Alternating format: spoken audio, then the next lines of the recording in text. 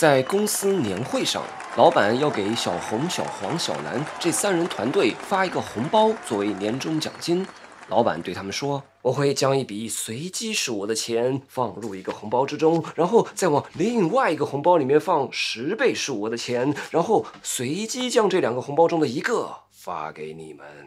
小紅代表團隊收到了這個紅包，打開一看，裡面有整整10萬塊錢。紅、黃、藍3人正打算平分這10萬塊錢，但是3人還沒來得及高興，老板又說：“如果你們3個同意，可以拿你們手上這個紅包跟我換這另一個紅包哦，說不定會有驚喜哦。不着急決定啊，我給你們20分鐘時間討論一下啊。我趁你們討論這會兒，先去看大問題節目去嘍。”大家好，歡迎收看大問題節目，我是主持人機器人蝦仁1號。剛剛我們描述的場景，其實就是在數學和哲學中非常經典的雙信封難題。如果換作你是團隊一員，你此時有2種策略可選。策略1就是確定的拿走已經抽到的這手頭10萬元的紅包，那策略2就是拿手頭的紅包去交換另一個紅包。這個換來的另一個紅包呢，有2種可能的錢數，要麼呢就是換來100萬元，要麼就是換來1萬元。請問你會選擇換紅包嗎？正在這個時候呢，台下的小紅、小藍、小黃這3人為到底要不要換紅包產生了激烈的爭論。3人的看法很不一樣，他們3人的名字正好代表了他們的看法。小紅全名叫做紅交換，他認為應當交換紅包。小藍的全名叫做藍都行，他認為交不交換其實都行。小黃的全名叫做黃難判，他認為交不交換很難判。本期大問題節目呢，這紅黃藍3人將會分別發表他們的看法，最終需要你來評一評他們3人中誰的看法更有道理。好，下面進入會議正片，首先有請紅交換出場。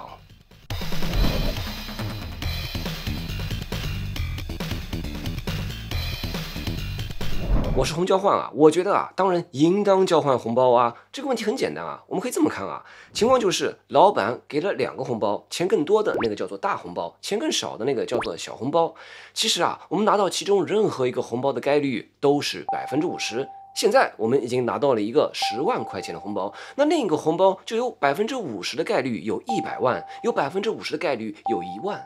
我們上初中的時候啊，都學過計算數學期望值 expected value， 也就是可能的收益乘以它的概率。因此呢，我们只需要簡單算一下期望值就能知道答案了。計算過程如下：如果我們不換紅包的話，就沒有新增收益，當然也肯定不會有額外的損失。所以不換紅包的期望值就是可能收益0元乘以概率100%，依然等於0。不換紅包的期望收益是0。而換紅包的期望收益是多少呢？有2種可能啊。第一種可能呢，是我們拿小紅包換大紅包了，也就是100萬減10萬，也就是有90萬元的可能收益，然後乘以50%概率的可能性，再加上第2種可能也就是我們拿大紅包換小紅包了，也就是1萬減10萬等於-9萬損失了9萬元，再乘以50%概率的可能性，然後2項一加，最終的期望值是40.5萬元。這就是淨收益啊，那肯定得換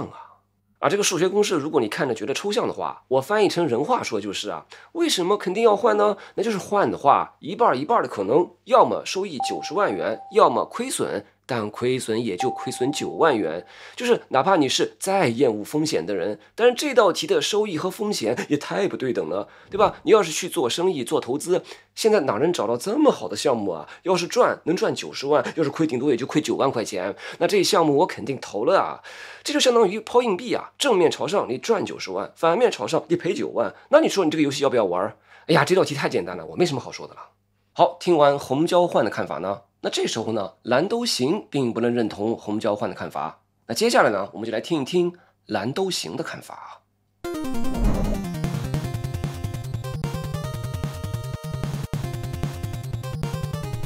紅交換，你這算的明顯不對呀！如果像你這樣算的話，就會造成一個悖論啊。什麼悖論呢？試想啊，如果老闆把你想換的那個紅包發給另外一個團隊的人呢，同樣也問他們要不要換紅包，就會出現悖論了。那具體什麼樣的悖論呢？這裡我們可以分兩種情況。情況一就是另一個團隊收到的紅包裡面有1萬元，情況二就是他們的紅包裡面有100萬元他們的規則和我們一樣就是他們知道他們手中那個紅包的金額，但是不知道我們手中這個紅包的金額如果他們那個團隊裡面也有你紅交換這樣腦筋的人的話，那他也會利用你的思路去算這個期望值也就是在情況一中，他們打開紅包裡面發現裡面是1萬塊，那他們會認為另一個紅包有50%的概率有10萬元，有50%的概率有1000元。那到底換不換呢？那不換的期望值是0元乘以100%等於0元。那換的期望值是第一种可能是小紅包换大紅包，收益9万元乘以50%的概率，加上第二种可能大紅包换小紅包，虧損9000元乘以50%的概率，最終結果是整體淨賺4.05萬元。那當然要換紅包了这是第一种情況。那在情況二中，就是他們團隊打開紅包發現是100萬元，那麼他們會認為另一個紅包有50%的概率有1000萬元，有50%的概率有10萬元。那換不換呢？依然是來算期望值，不換的期望值是0元乘以100%等於0元。那換的期望值是第一種可能小紅包換大紅包，收益900萬元乘以50%的概率，加上第二種可能大紅包換小紅包，虧損90萬元乘以50%的概率，最終結果是整體淨賺405萬元，依然是應當換紅包。這也就是說無論哪一種情況，那個團隊的人都應當選擇換紅包。這也就是說按照紅交換的思路呢，兩個不同團隊的人都會認為應該用自己的紅包換對方的紅包，因為換紅包對於兩個團隊的人來說都會產生正的期望收益。但是這就出現悖論了兩個紅包裡面的總金額是不變的呀，怎麼互相交換一下紅包就能讓兩個團隊都能產生正的期望收益呢？這就是所謂的雙信封悖論。這交換的雙方必然有一方要虧嘛，怎麼可能互相交換一下就雙贏了呢？雙方都贏，能贏2次，紅交換你真是贏麻了呀。其實這並不是像紅交換說的拋硬幣遊戲正面朝上賺90萬，反面朝上賠9萬，並不是這樣的遊戲而是什麼樣的遊戲呢？是老闆拿了2個紅包擺在桌上，其中一個是大紅包，一個是小紅包，但不告訴你哪個是大紅包，然後讓你選一個，你說你選哪個？其實選哪個都一樣了，因為無論你選哪個紅包都有50%的概率選到大紅包，也有50%的概率選到小紅包，選哪個都一樣。好，就在這個時候呢，老闆又跟你說左邊這個紅包裡面放了10萬元就多了這麼一個信息你現在就能知道哪個是大紅包，哪個是小紅包了？不會的，說白了知道其中一個紅包裡面有10萬元，這個信息並不能增加或降低這個紅包是大紅包或者小紅包的概率。這10萬元對於換紅包遊戲而言是個無效信息。這個遊戲依然是一個大紅包，一個小紅包，你不知道哪個是大紅包，然後選哪個都一樣，都是50%的概率。我舉個例子你知道小明的哥哥比小明大2歲，再告訴你他們其中一人今年23歲，那麼你知道這個人是小明還是小明的哥哥？答案是你不知道，因為23歲帶不來任何有用的信息。所以紅交換的期望值的算法之所以會導致雙信封悖論就是因為它錯誤的將已經抽到10萬元這個無效信息當成了計算的依據了，這就算錯了嘛，所以這才導致了悖論。那正確的算法是什麼呢？正確的算法就是我們在計算的時候不要考慮10萬元這個無效信息再說一遍不要考慮10萬元這個無效信息。因此正確的期望值的算法是不換的算法是一樣的，期望值是0元。但換的算法應當是怎麼樣的呢？再說一遍，不要考慮10萬元這個無效信息。因此呢，我們假定總共有11份的錢，也就是 11x 元錢 ，x 是任意正數。然後呢，這 11x 的錢被裝進了2個紅包裡面。大紅包裡面有10x 元，小紅包裡面有1x 元。由於紅包是老闆隨機給我們的，那我們現在有50%的幾率拿到了小紅包，也有50%的幾率拿了大紅包。因此，換紅包的期望值的正確算法應當是：第一種可能是拿小紅包換大紅包，收益是10x 減1x 元，也就是收益9x 元乘以50%的概率，再加上第二種可能拿大紅包換小紅包，也就是 1x 減10x 元等於-9x 元，也就是虧損9x 元乘以50%的概率，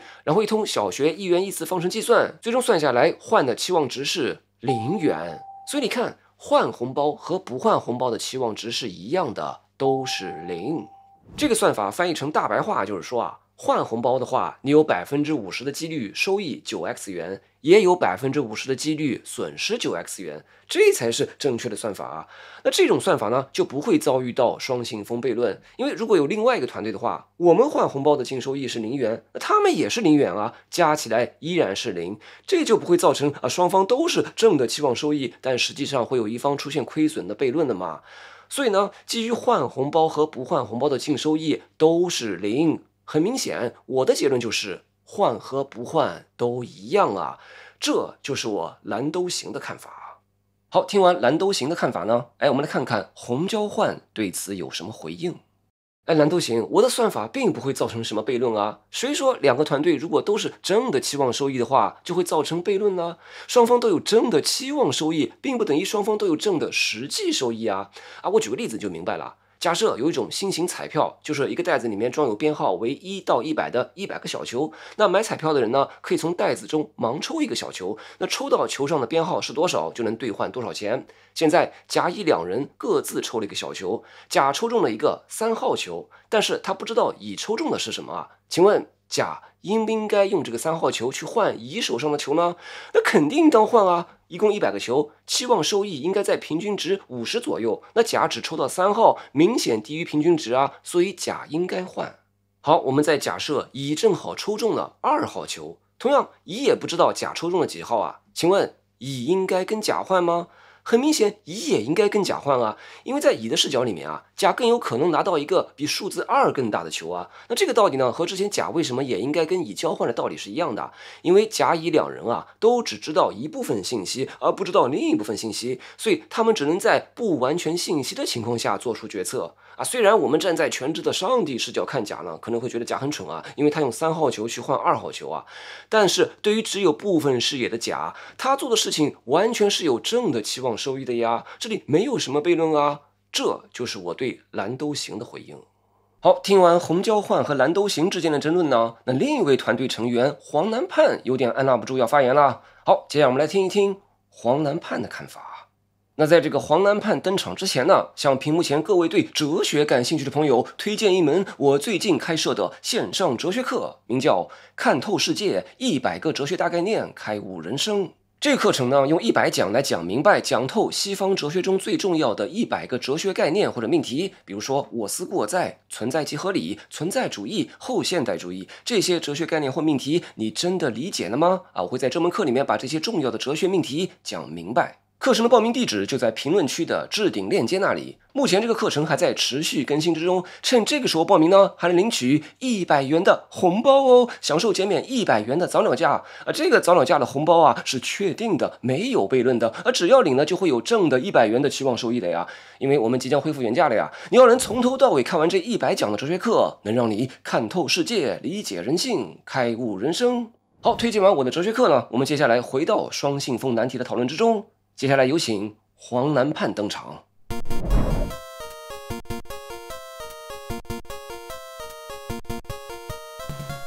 我是黃南盼，剛剛聽了紅交換和藍兜行你們倆之間的爭論啊，我先說我的觀點啊，你們倆都錯了。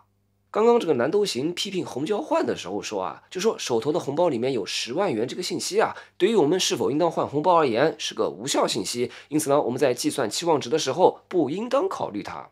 那這裡呢，我可以站一下紅交換啊，幫他回應一下藍兜行啊，就說呢，這10萬元不是無效信息，確實是應當納入考量的。但是呢，我不同意紅交換的地方在於，10萬元這個信息啊，不應當納入期望值的計算中。我們知道10萬元這個信息導致的後果是，這個期望值反而就完全沒法算了。為什麼這個期望值根本沒法算呢？大家知道啊，算這個期望值必須要知道概率是多少。下面關鍵來了啊！這裡呢，我就要指出藍兜行和紅交換你們倆人共同犯的一個錯誤了，就是你們倆都錯誤的預設了手頭拿到這個紅包是大紅包或者小紅包的概率是50%，其實這個概率完全沒法確定啊！確實呢，如果老闆只是給出2個紅包啊，讓我們從中選一個，我們不用考慮其中有個紅包的金額是多少，我們選中大紅包或者小紅包的概率各是50%，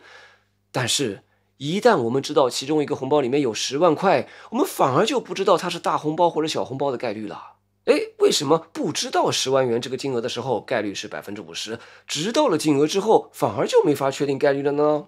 這是因為當我們不知道金額的時候概率是對稱的，因此這時候我們做判斷的依據就是這对称的概率要麼抽到大紅包，要麼抽到小紅包。但是當我們打開10萬元紅包的那一剎那，概率就不再對稱了，而這時候我們做判斷的依據就從对称的概率轉換成了隨機數的生成機制，而對於這個隨機數的生成機制，我們一無所知。所以當知道10萬元這個數額，對於我們是否要換紅包，反而就讓我們難判了。那這個隨機數的生成機制是什麼呢？它包括隨機數的取值範圍以及概率分布我們先說第一條，隨機數的取值範圍什麼意思呢？就老板說他是隨機放了一筆數額的錢到小紅包裡面，問題就在於這個隨機數的範圍是多少呢？就像剛剛紅交換舉的抽小球的例子當有人抽到2號或者3號這樣明顯小於平均值的號碼的時候他當然知道自己應當交換小球而這的前提是什麼呢？是抽小球的人他早已知道小球的號碼範圍是1到100。但是咱們換紅包的遊戲是這樣的嗎？當然不是我們根本不知道老板往小紅包裡面塞錢的數額範圍如果老板往小紅包裡面塞錢的金額範圍是1萬元到5萬元，那我們已經抽到的这10萬塊的紅包那肯定就是個大紅包了，因此肯定就不用換了。而如果老板塞錢的範圍是1到100萬，那我們抽到的10萬塊的這個紅包就不一定是大紅包了，那这倒可以去換一換但是我們对於老板塞錢的數額範圍有任何信息嗎？沒有你知道老板最近手頭是很緊還是手頭寬裕呢？你知道老板持有的股票最近是漲了還是跌了呢？這些信息我們都不知道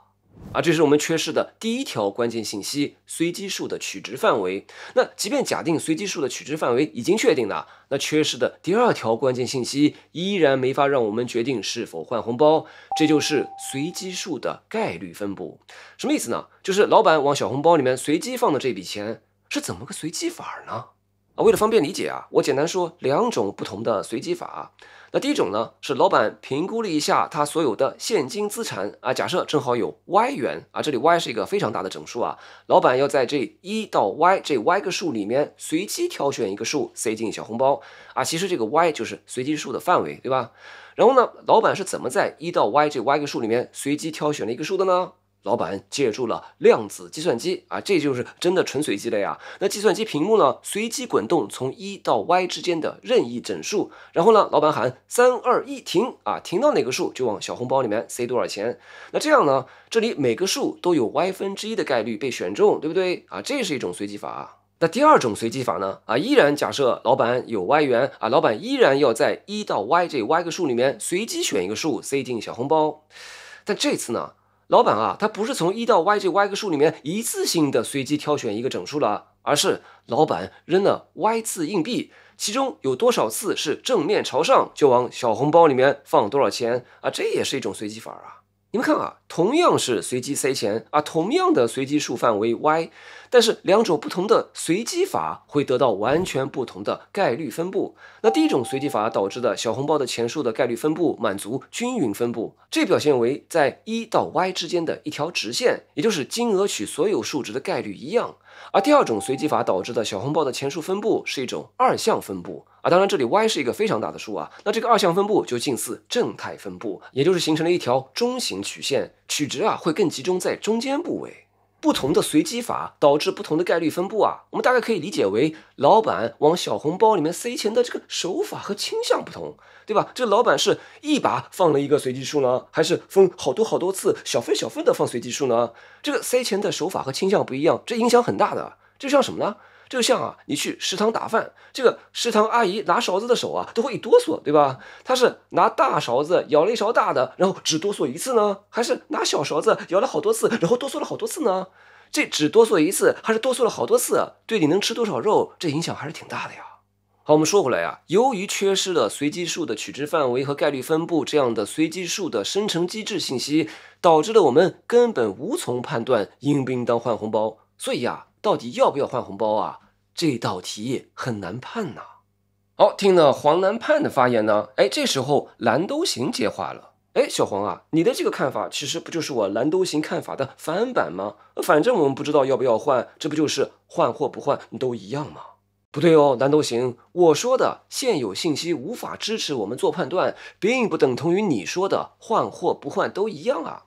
我打個比方啊，假如我問你，你是更愛吃蘋果還是更愛吃梨啊？你可能會說啊，相比於蘋果呢，我更愛吃梨一點。於是呢，你會用蘋果交換梨。那我再問你，你是更愛吃蘋果還是更愛吃香蕉啊？你可能會覺得，這兩個都差不多，我對他們的偏好都一樣。所以呢，對於是否用蘋果交換香蕉啊，你都行。但是呢，如果我再問你，你是更愛吃蘋果還是更愛吃佛手瓜啊？你根本就沒有吃過什麼佛手瓜這種東西，也不知道自己會不會愛吃這東西啊，你對它根本沒概念。那這時候呢，你就會說，我不知道啊，我沒吃過佛手瓜啊。這就是現有信息無法支持我們做判斷。你藍兜行的看法是在現有信息下換與不換的期望值是一樣的，所以換或不換都一樣。而我黃藍判的看法是在現有信息下，這個期望值根本就沒法算出來，因為我完全不知道概率啊。我剛剛說了，當我們不知道10萬元這個信息的時候，概率是50%，但是一旦知道了10萬元這個信息的時候，由於我們不知道產生這10萬元的隨機生成機制，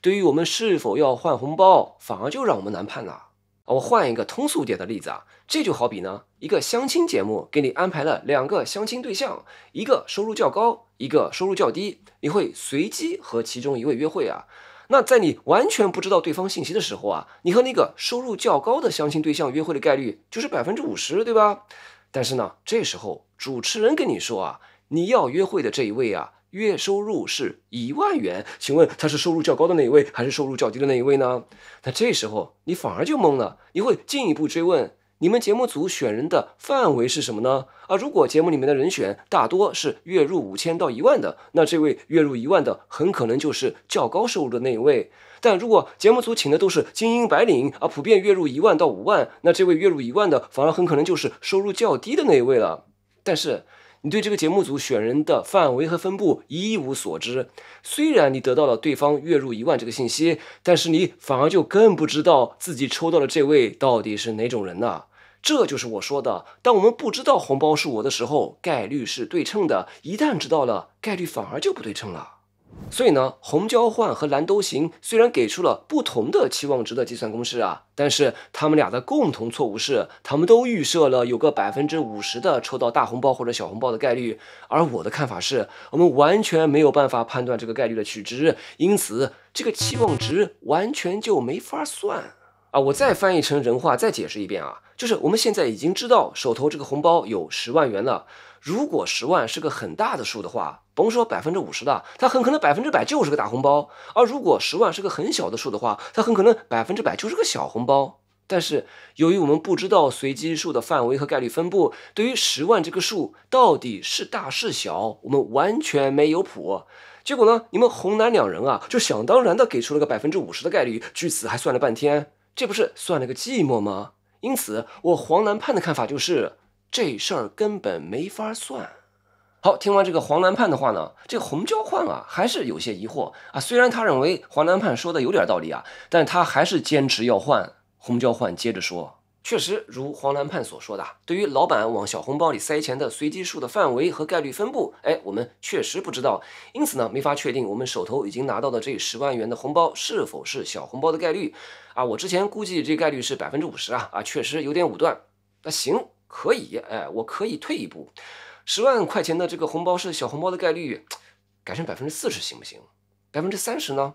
？20%呢？如果改成10%呢？我們還該不該換呢？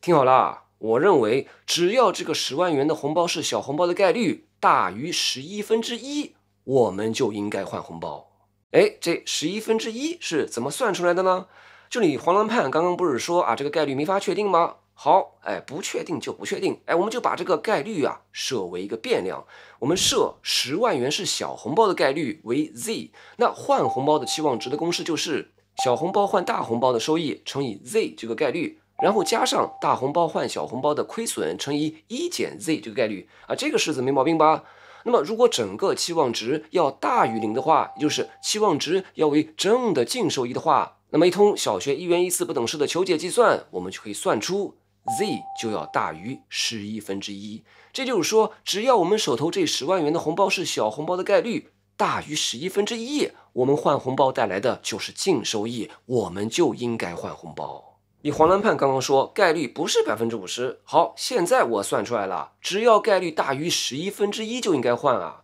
，1/11哎，1/11哎，比10%還要小的一個數字哎，雖然我們不確定概率是多少，但只要這概率大於這麼小的一個數，我们就應該換啊。黃藍判這道題還有什麼難判的呢？好，聽完紅交換的話呢，那這時候呢，還沒等黃藍判回應啊，藍都行這時候搶先說話了。不對啊，紅交換，你的這個算式我之前不是已經指出有問題了嗎？按照黃藍判的看法啊，不僅概率 Z 應當設為變量，你在我看來前述 X 也應當設為變量啊。我還是那句話，10萬元是個無效信息，我們不要考慮它。所以紅交換剛剛的那個不等式啊，應當改成10x 減 1x 乘以 z 加上 1x 減10x 乘以1減 z 大於0。那麼一通小學減1元1次不等式的求解計算後，我們就可以算出，如果換紅包想要有淨收益的話，Z 就不是如紅交換所言的要大於1/11了，而是要大於1/2才行。所以呢，這還是回到我藍都行的觀點啊，大於50%能有淨收益，依然是一半一半的機會，依然是換或不換都一樣。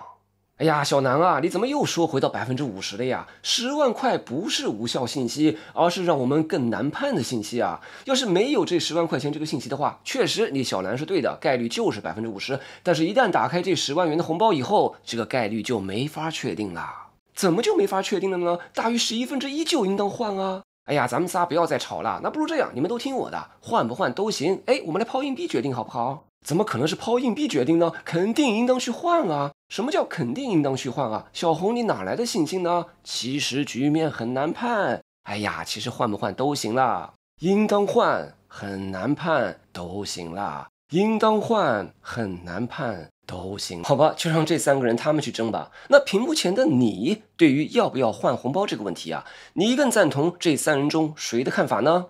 請在視頻下方評論裡投出你的一票，並發表你的看法。